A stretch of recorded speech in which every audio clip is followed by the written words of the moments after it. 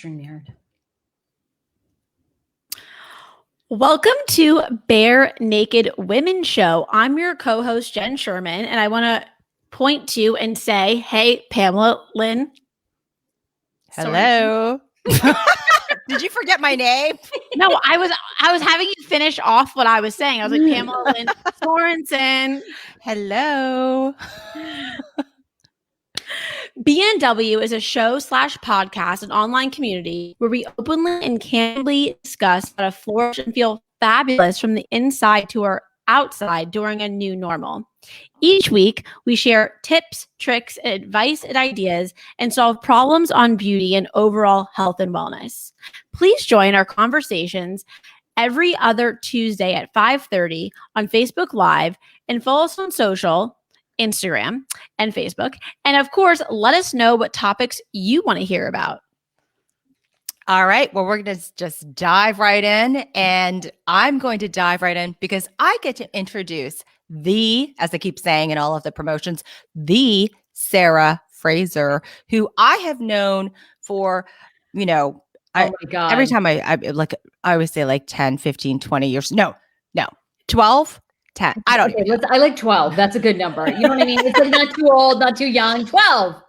And it will always be 12, even as we get older. Let's keep it that way. Yes, exactly. But you haven't changed a day. I mean, you look so young and you look so vibrant and you look so beautiful, which leads me to, before we get into the questions and before we get into the real discussion, I love that your friend, we're all about the personal titles here at Bare Naked Women. Yeah. And I love that your friend gave 1, 2, 3, 4, 5, 6 different descriptions. So I highlighted a couple of words that really stood out to me because we don't have time to read all those. Read all of those. But I love that. I think that is amazing because obviously you have a huge impact on her. So I highlighted wild, huge heart, and genuinely cares about others, having a way with words, chameleon, rebel, podcast, boss babe, positivity is contagious, witty, and lastly, that girl likes to serve some tea. And in parentheses, it says celebrity gossip. So, woohoo! How did we get you? It was worth paying that woman $100 to write all that shit. Oh, actually, wait, by the way, do you guys curse on your show or no? Yes. Oh, good. Oh, thank God. It's an after-hour show, so we definitely curse. I typically like to, you know what? Anything goes. I have the rules of in the, I guess, more professional ones, but let's effing go. Okay, good. Yeah, because if people watch this, when they watch and listen to this, and then they tune into my show, are going to be like, oh, okay. Didn't know that was F-bomb after F-bomb. Okay.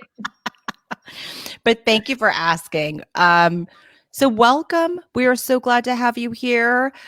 Your pink glory with the background and the lips and everything. You look gorgeous. And I know we have a lot of things to talk about.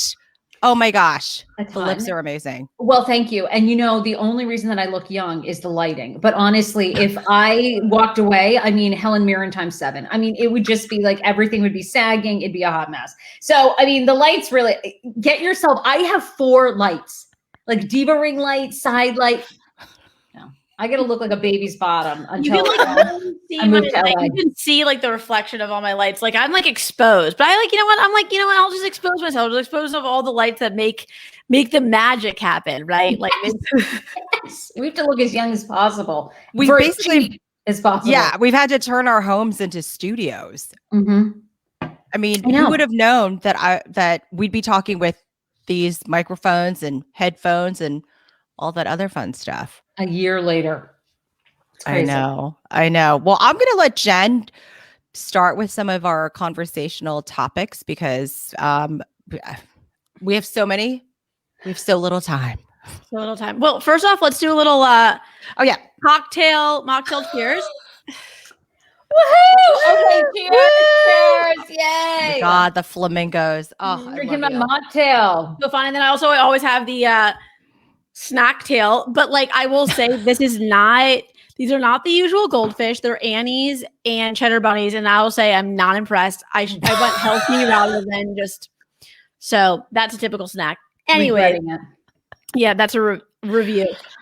So Sarah, amazing to have you. Thank you so much for being here. I mean, would say I've at least watched your personality for a couple of years now, and you just light up a room. And I love the chameleon. Like being a chameleon. I don't know if I pronounced it correctly, but let's just say I did. It's kind of like that. That's why we titled this, like this chameleon with a huge bubbly heart. That brings greatness and lightness into a room. So I just want to say, yes. Oh. Thank you. Well, it's taken me a long time to embrace that because I feel like I really am a chameleon and kind of like a jack of all trades. And so, but in a way, because like my ultimate goal is to have a talk show on national TV, I think it's a great personality trait because yes, a niche is awesome. And I always go back and forth, but sometimes a niche can really limit you. And then once you're pigeonholed in that, it's very hard to transition to something else. Yep. So I've sort of worked that craft of being a chameleon.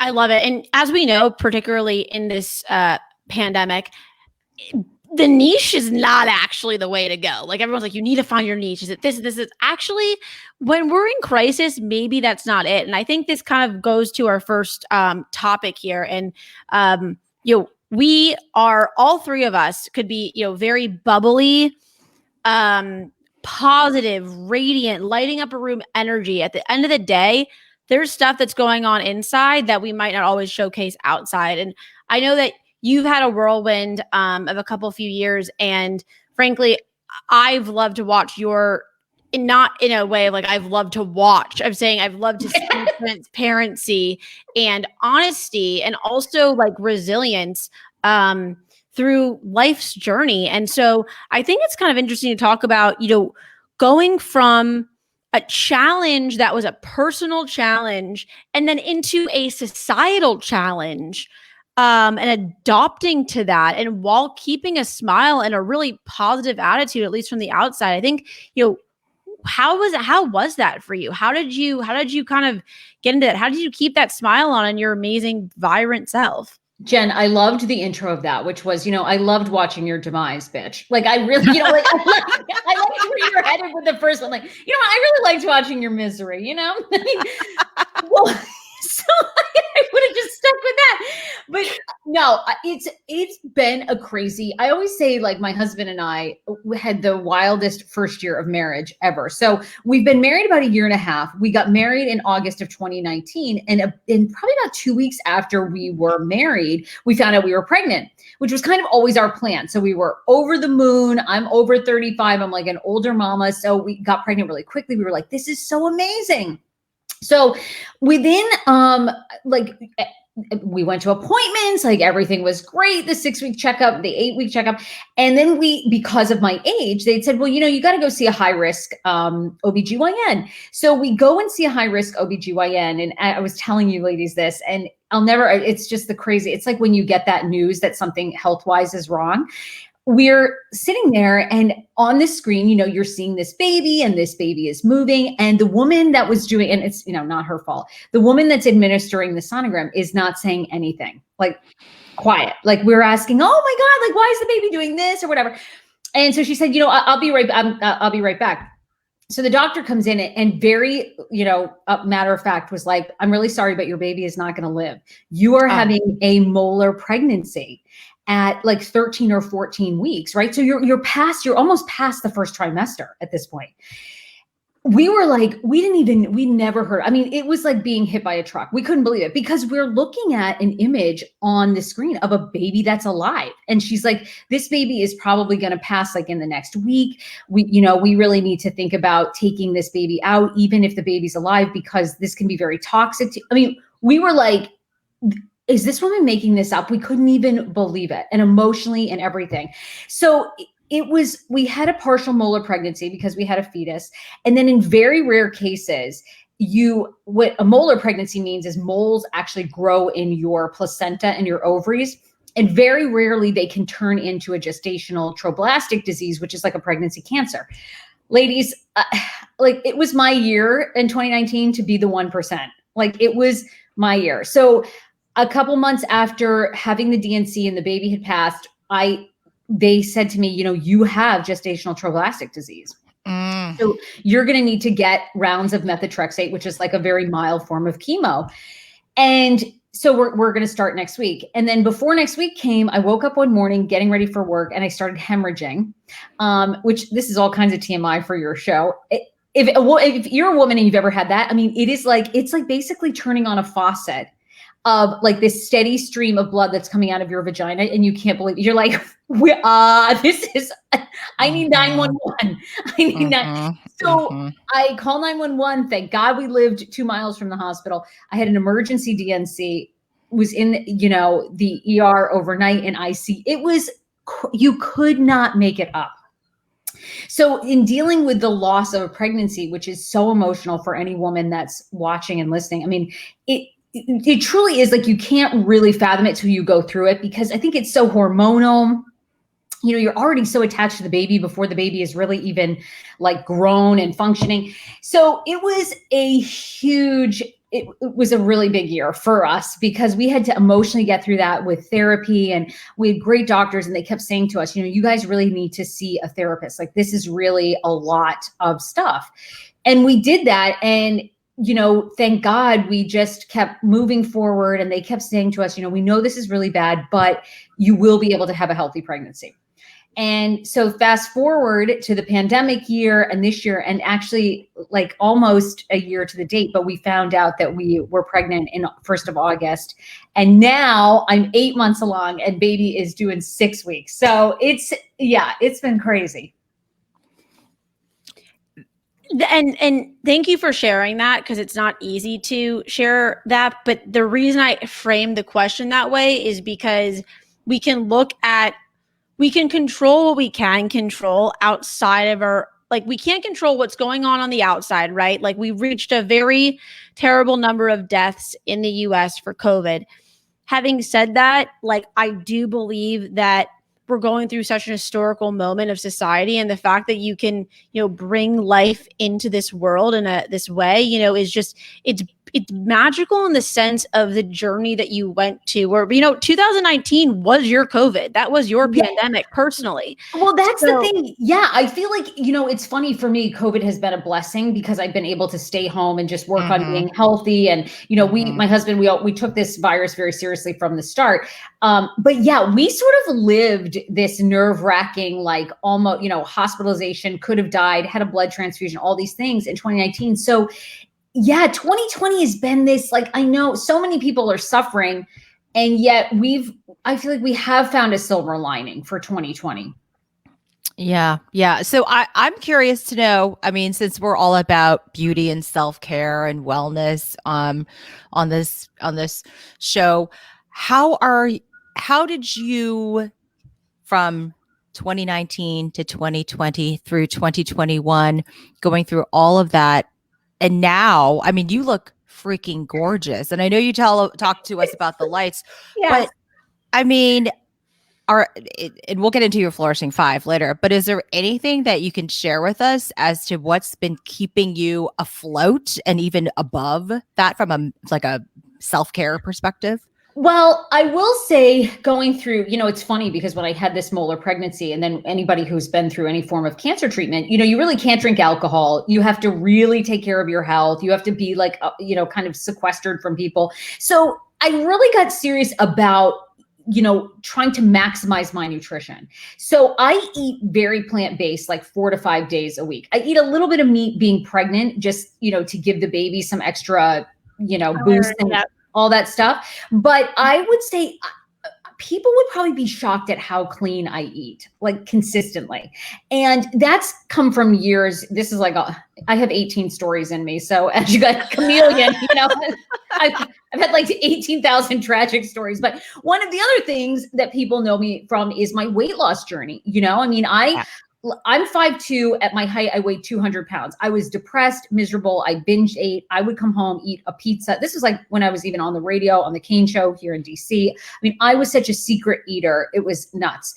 So I really did the work with mindful eating to kind of get rid of the emotional eating. So now, as crazy as it sounds, and it used to drive me nuts when people would be like, I just like, eat to live, or like I don't live to eat. And I actually now do that. And I think it makes a huge difference on your skin, on your body. And I'll tell you, I mean, pregnancy has given me this, but no alcohol, which I know we just like cheersed. You have a mocktail. I have a mocktail. Wish there was real alcohol in here. But I do have to say, I think when you cut out the alcohol and you eat really clean, it is kind of miraculous what your body does. So that's been a big. As Pam and I are silent, as we're like, we definitely like our alcohol. I know. Yeah. I know. Yeah. Well, red wine. I'm like a crazy red wine. I'm like, oh, I'm totally young from the inside out because of the red wine. So so here's my question. During your weight loss, I forget, did you go to a professional to help you with that? Yeah, I mean, years, people mostly know me in the DC area from being on Hot 99.5 and the Kane Show for years, and then on Channel 5, who I still work for. And I was, complete binge eater. I mean, I tell people I would like eat from the trash. Like I would order a pizza for myself. I would throw half away and then I'd go fish it out of the trash 2 hours later and eat the rest. Like I was a crazy binge closet eater. So, people would come up to me because, on the radio, they don't see you every morning. People would come up to me and they would go, oh my God, I really thought that you'd be tall and thin and blonde. And like that shit would mess with my head so much. I would be like, oh, no, I'm 5'2" or 5'3", and I'm gaining a ton of weight currently because I just, noshed on 6 cupcakes right before this appearance. Like it's like, so I had to deal. I knew if I was going to stay in entertainment because I was ready to quit. People would see me on Channel 5 and they would say to me, oh my God, they tweet at me and they go, you'd be so pretty if you lost 20 pounds. And that stuff would be like, it would, to somebody who had eating issues for years, it threw me.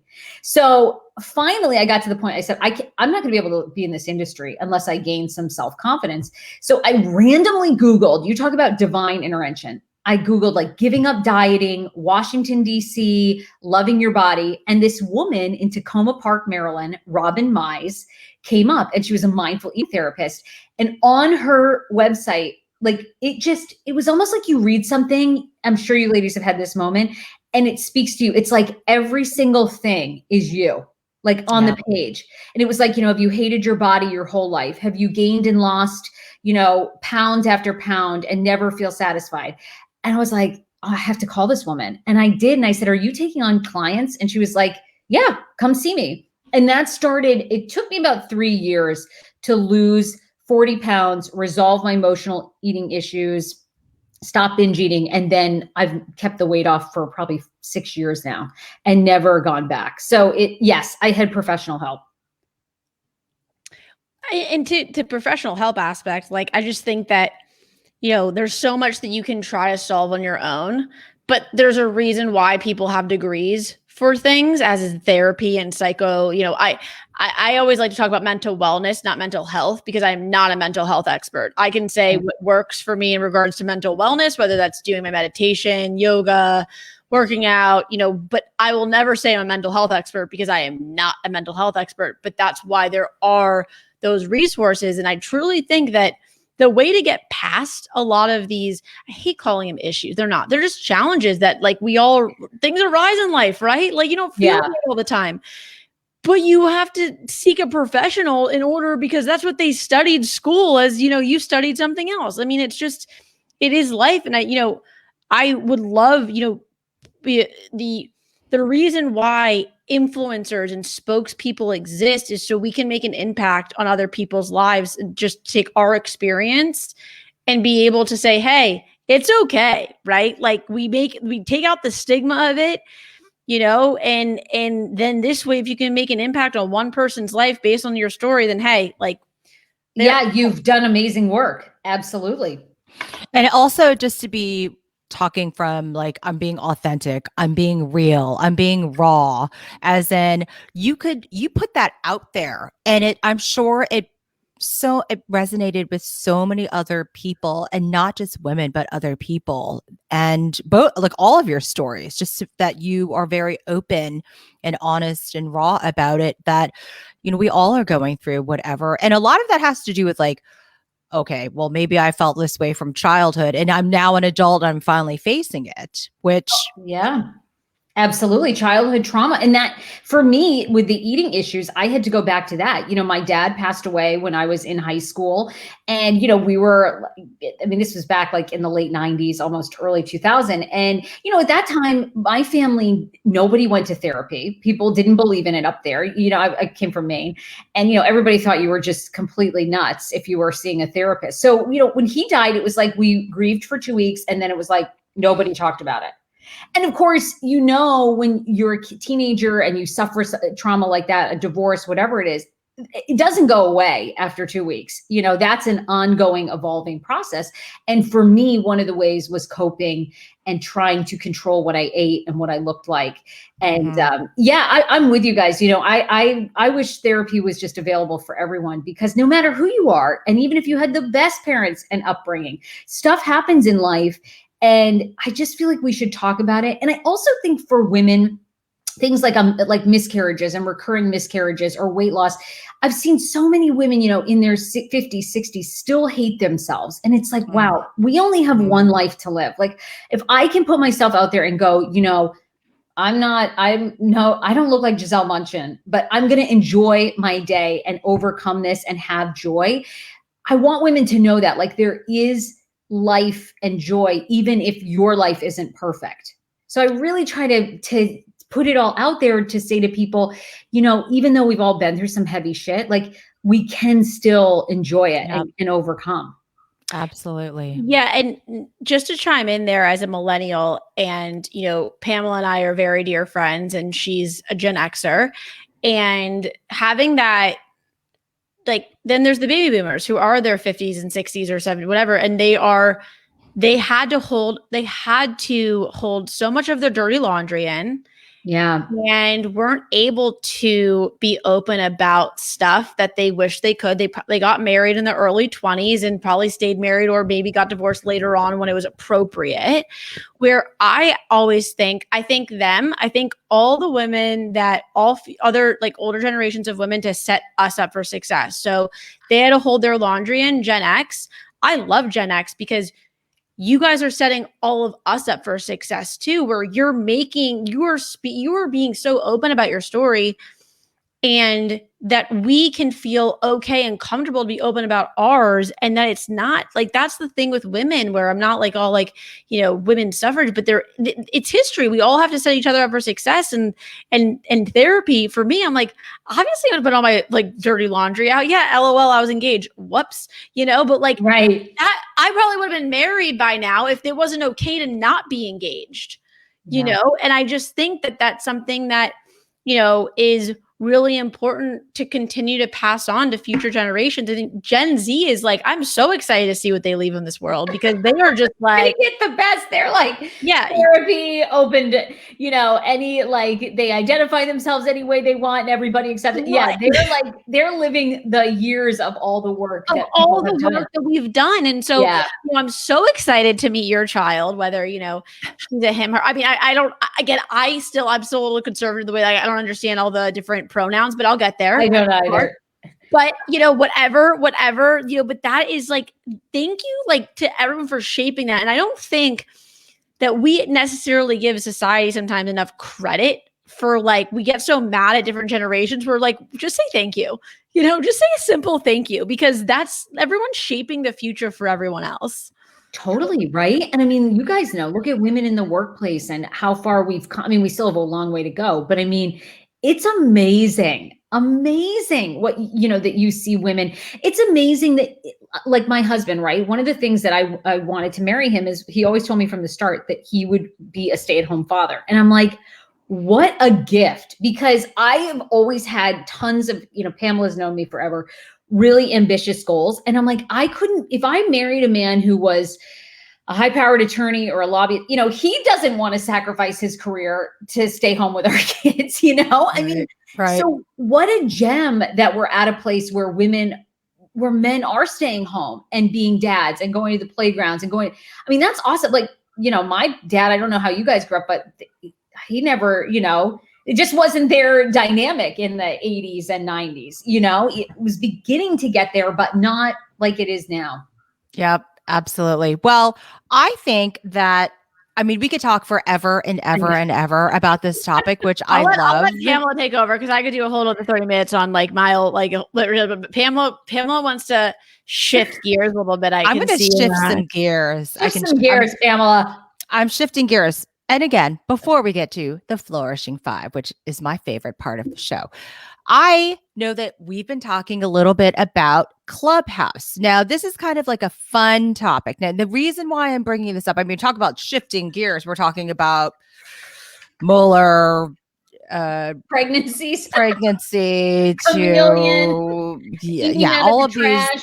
all of these things, and and how we hate our bodies, but we love our body, all of that. But actually, a lot of these topics, I think, are even addressed on Clubhouse. And the reason why I think that this is kind of falls into our show is because this platform has become where about almost 9 million people who have to be on iPhone have gravitated towards because of a myriad of topics. And it's almost where they've come to converse, to learn, to educate, to engage, to almost relax and fall into a routine, if you will, whether it be at night or on the weekends or to escape or to run their own show or run their own room or create a group on so many different topics and it's not on video. So I know, Sarah, I invited you to be on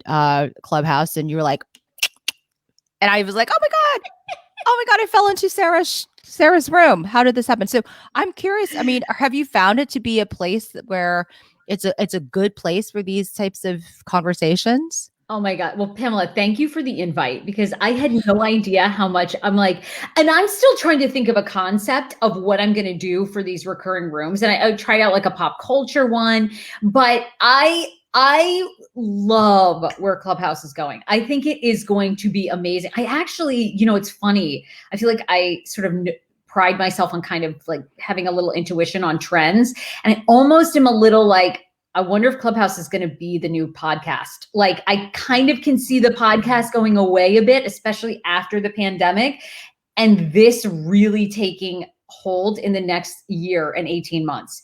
Because look, one of the amazing things, right? You don't have to wear makeup. It's audio only. I think more people are starting to experiment with recording, but you're not really supposed to record. So I'm loving the conversations. And like you said, I just like pop up in the morning and I'm like, okay, I can listen to a business one or a meditation one or women, trying to climb up in their career or comedians. It is a very positive place. And there's something always amazing about audio without video. It's just a better storytelling forum. Especially now where we're sick of this.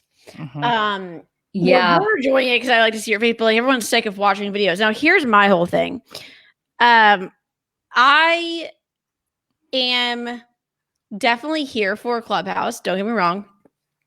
Having said that, like, I think that we've seen a huge rise of voice for, a couple years now. We're seeing a new era of broadcasting. And Sarah, you know that since you've been in the podcasting and broadcast industry for a very long time.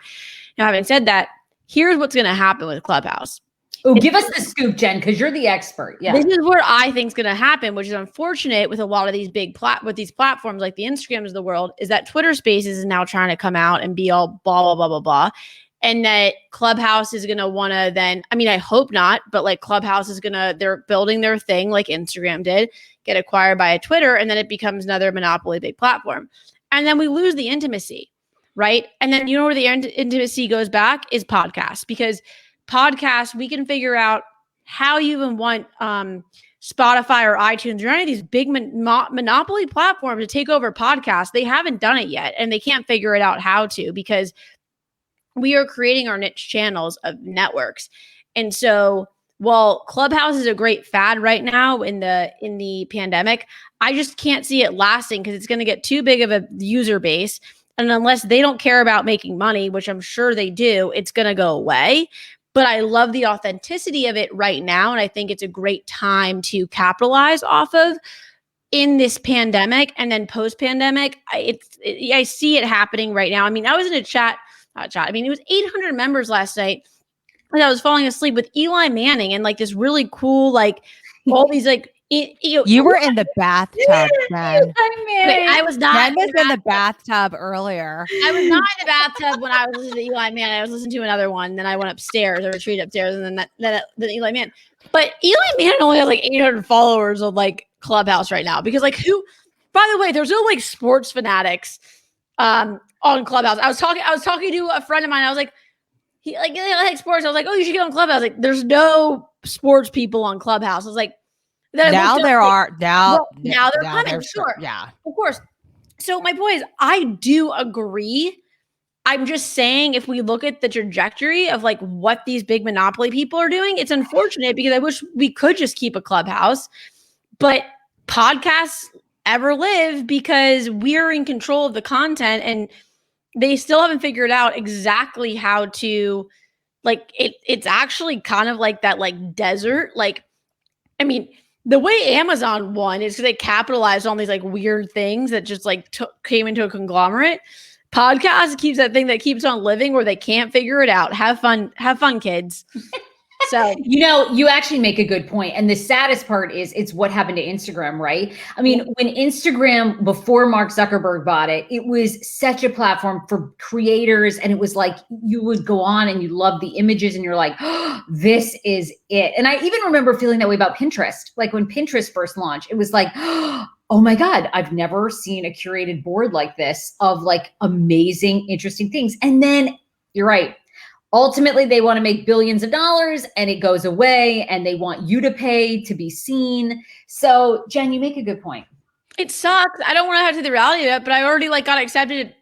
Coincidentally, once I joined Clubhouse, I got my application like accepted for Twitter Spaces. I'm not even on Twitter Spaces. I'm just watching. I'm observing. Like I'm just an observer. I'm not getting involved on Twitter. I barely even listen to Twitter. I have like my 1,000 followers that I had like, when that year, there was like this year when I joined where I took 2 hours and just sat and followed people and engaged. And I got like 500 followers or 600 followers in 2 hours.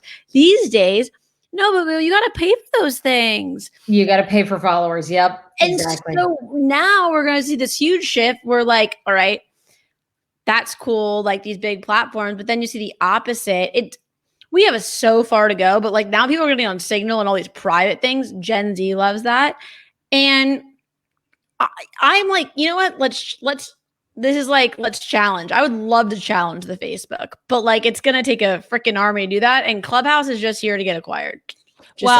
And from taking away from the business side of the conversation, you opened that. That's why I didn't want to go Clubhouse. I was like, you want to talk Clubhouse? Let's go. This is what we're going to talk about. But as keeping within the theme of health and beauty and wellness and self-care, I happen to find that it's a good place for me to go to gain a lot of knowledge and just kind of poke around and be like, okay, well, first of all, I have an interest in art now. And as I'm going back, I'm like, oh my gosh, they're expanding on all these different topics. Now I can join these groups. I have an interest in dogs. I have an interest in mental wellness. I have an interest in uplifting women. I have an interest in getting a better sleep at night. I have an interest in all these different things. And it's kind of like it's not like my little secret place that I go to that I could just poke around in, but it's also like, it's a new place for me to kind of learn about something where, again, I don't have to go on YouTube and get bombarded with a bunch of commercials, but just go in, especially if you're somebody with ADD. I'm like, okay, I like that room. I know, me too, right? You just poke around. Yeah, I'm with you. I just switch around. Oh my God, for sure. I was like, I'm in this and I'm in that. No, I agree with you. So wait, Pamela, do you want to then flow this into like... Sarah, I used to have a really, really crappy bell that would be on the hotel desk, but it did not work and it was kind of a joke. But so I ended up getting this, which is like, Carol Brady from, when she was like, Mike, help me. I don't feel great. Okay. This is my favorite part of the show. It is called the Flourishing Five. And this is when we get to hear from our guest of products, services, ideas, concepts, practices, all these things, apps, whatever that she recommends because they have helped her to flourish and to thrive and to feel beautiful from her inside out. I'm ready. You want them now? Yeah, you All go. So five? you're going to go first. No, you're going to go first. Then I'm going to go. Then Jen's going to go. And then you're going to have your 4. If you see me looking around, I'm just looking around for my flourishing 5, not being rude. I just like, Just like, what are my flourishing 5 this week? Okay, well, my first one is I just stumbled on, and maybe I'm way behind, but probably a lot of you know the thought leader and spiritual leader, Marianne Williamson, who ran for president a couple years ago. She wrote a book. Jen, put this on your list. It's called A Woman's Worth. Oh my God. I go back and reference it and read pages. It is freaking phenomenal. She wrote it in the late 90s. It still applies today. It is spiritually such a great way to reset. I love spiritual stuff. That's like my jam. I'm telling you, I like read this and I'm ordering all of her books. I am in love. It talks just about women and our worth over the years, and you know how really society even still sees us as worthless, especially once we're out of our youth, and basically how you can overcome that and not get suckered in and truly like live your voice and put your voice out there. Oh, you'll be addicted. So that's my first one. I love that. And also her books are amazing. The Law of Divine Compensation. Buy it, own it. Mine is highlighted. It has been written in. It is, it's like a little pocketbook. Do not leave your home without it. Keep it with you on your bedside table. Okay. Because if you want to talk about money. Ooh. Money. All right. Ding-a-ling-a-ling. Okay, mine. Now, so Jen knows that I am an Amazon addict, and since I don't do my Target runs every weekend anymore, just to be welcome. On the safe side. Thank you for sharing. Yeah, it's like that we're at a round table, I'm Pamela Lynn Thornton. Hello. And I'm an Amazon addict. I don't say you can't say your last name. I'm just going to say, hello, I'm Pamela. I am an Amazon addict. Corey, I'm not Disney. Like, that's not an addict. It's just like, I just think that maybe after this pandemic, there might be an Amazon group at a church, and you might want to attend. So, I know there's going to be an intervention. I'm fully aware, Jen. There's going to be an intervention, and I will be dragged to that place, and I will be without my phone. Put that as my Amazon. So anyway, I have a lot of products that I could share, but so this time I'm only going to do the one, and it is tea tree. Why am I echoing? Why is there an echo? I know, it just started all of a sudden. Tea tree organic. So this, you can rub it on your feet. You can put it into your nails. You can put it into your diffuser. You can do all different types of things with this, but it smells wonderful. And I love these types of scents that, let's see here. What does it say? Oh my God. Anyway, so there's all different things that you can use for this scent. do you ever rub it on like your hand and like, that's what I do with my peppermint or lavender, but it's like very like you rub it and you can like feel it on your. Yeah, well, actually, you can put it on your wrists and everything. But the one thing that they say is you probably should dilute it a little bit because this is really, really strong. So, but yes, hopefully I will be a different person, in the next couple of weeks because of my tea tree oil. I like that. I'll keep it posted. I have to go retreat mine. So BRB. Okay, bye, Jen. She never has her. She never has her flourishing 5. So I have like 10 that I can choose from every week. My flourishing 5 this week is might as well put it on. Look at this robe. I'm loving this. That looks so snug and comfy. So, I really wanted to wear it today, like on the thing, but it's great. It's cute. When it comes to a robe, here's my take, right? I think it needs to be light enough, right? But not too heavy, but you can like put it on after a shower or a bath, but just get ready in a robe. And I just think that this one is so comfy, very reasonable. It's $58.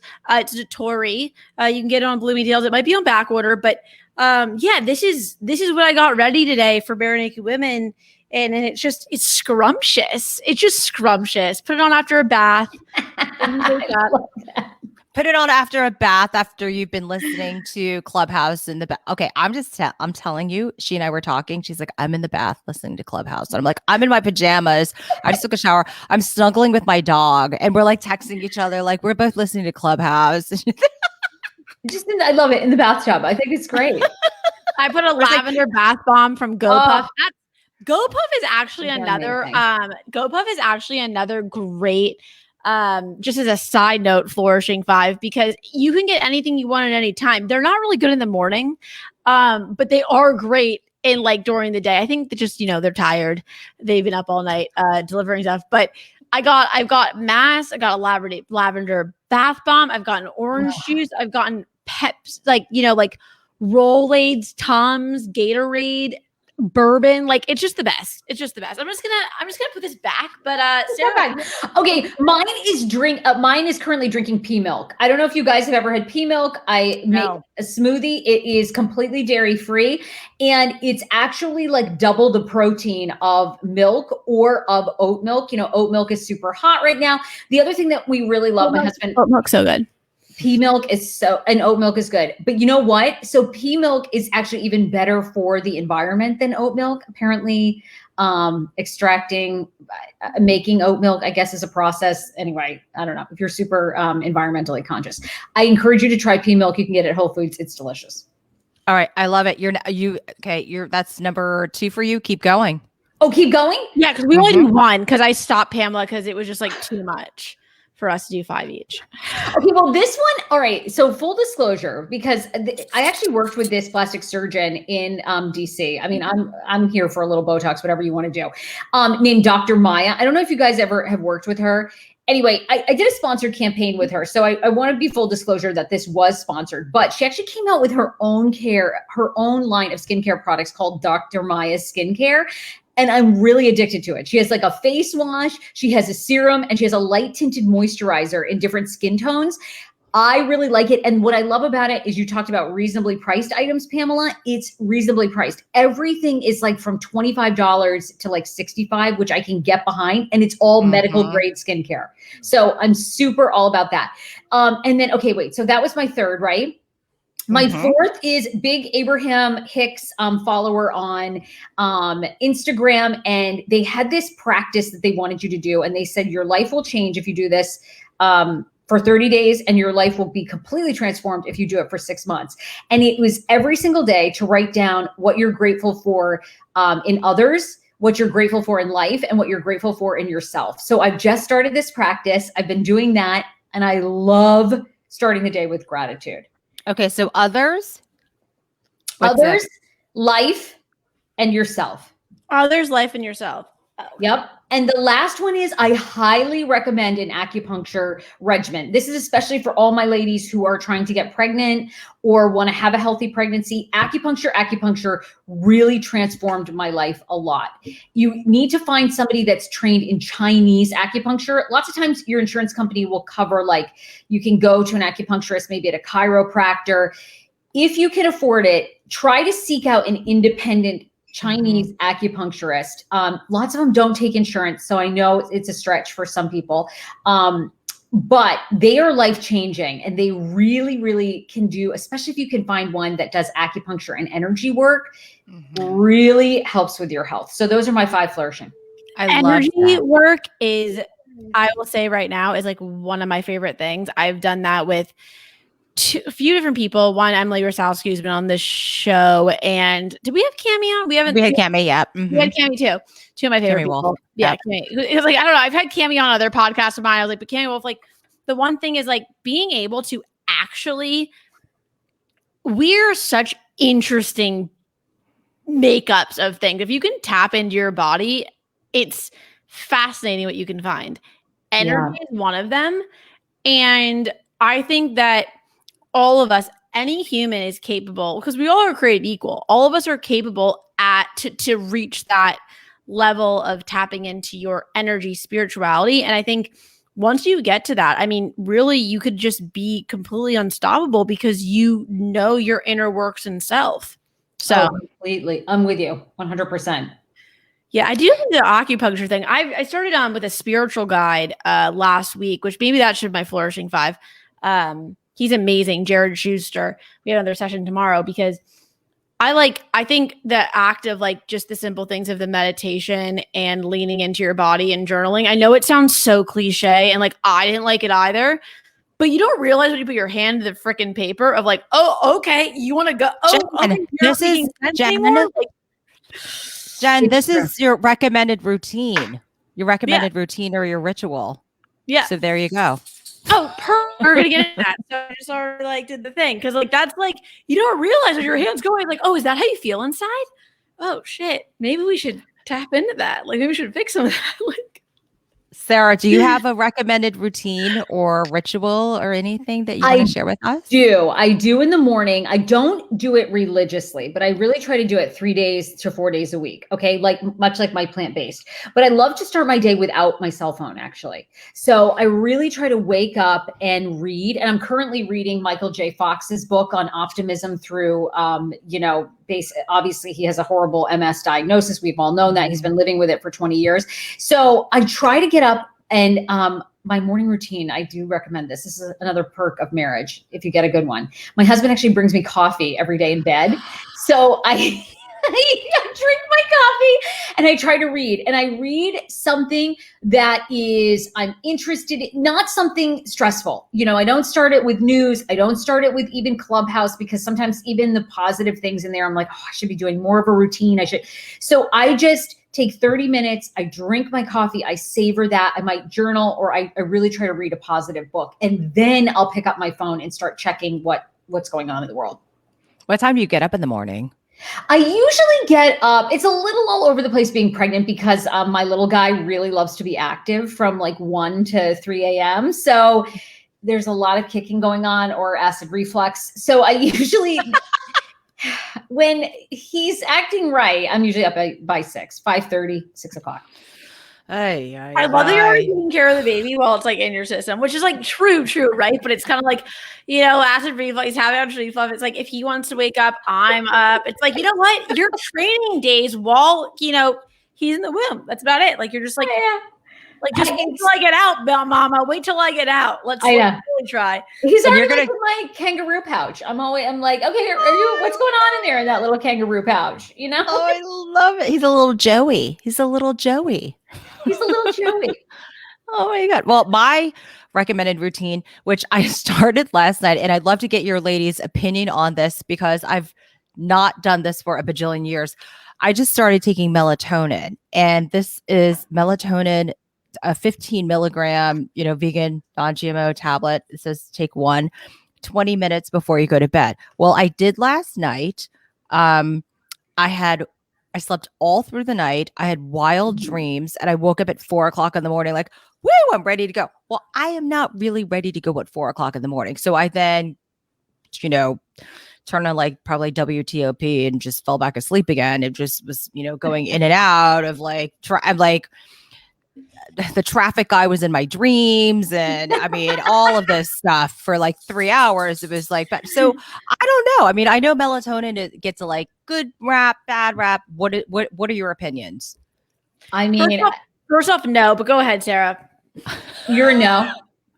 I have never tried it. I have to say, I haven't up until my little Joey. We'll see how this goes. I haven't had problems sleeping. So I don't know. I mean, I'm open to it, I guess. I hear good things, but Jen, you say no? So now I know why I couldn't sleep last night and Liz couldn't sleep last night. We're all up at 4 o'clock in the morning because I don't know. We're all like, like the menstrual cycle. I think like the three of us are interconnected sometimes.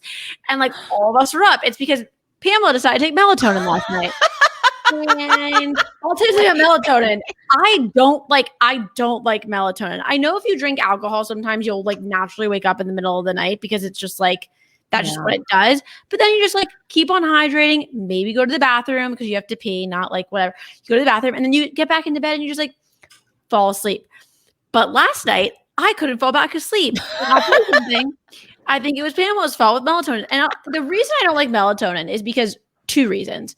1, it gives you weird ass dreams. 2, because you wake up the next day feeling kind of weird. Like what was that in my system? And I don't know. Maybe I've just had some really bad experiences with melatonin, and then Pamela decided to take it last night.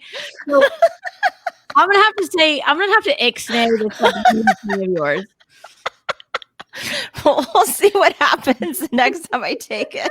Yeah, you have to do a full report. Oh my Don't keep God. an eye up on it. We're like, is something in the air? I was like, no. Mercury retrograde ended on Saturday, and this is a Pisces month. This is my month. This is like the time to shine. And I was like, Pamela took melatonin, and I had a really weird dream too last night. I don't even want to talk about it. It's way too dark. It's way too dark. And nothing happened. Well, with that, we're going to wrap up. And Sarah Fraser, we are so happy to have you on. And my dog is Fraser, but her name is spelled like Fraser, the Fraser Crane. Like how it's actually supposed to be. Because mine is supposed to be pronounced Fraser, but somewhere along the line, it just became Fraser. But it's really not spelled that way. So sometimes people give me crap about that. They're like, it's Fraser. I'm like, screw you. I know when I introduced you, I said Fraser. And then I don't care. I was like, where did that come from? I do care. I'm Jen with two N's. Like, let's not fuck up the name, okay? I don't really mind as long as you get it like somewhat close. I'm like, good enough.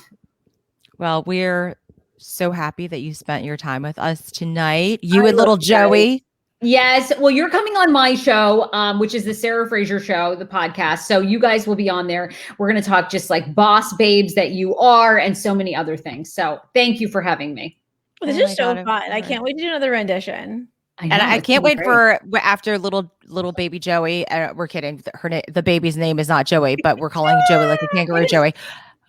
He's like although we don't know what the baby. Oh no, we do. It's a little boy. Yeah, I've told the people that. I haven't revealed the name yet, so I haven't told people his name yet publicly. But people do know it's a little boy. Yes, and he's 6 weeks away. We're 33 weeks, so 6-7 weeks to go.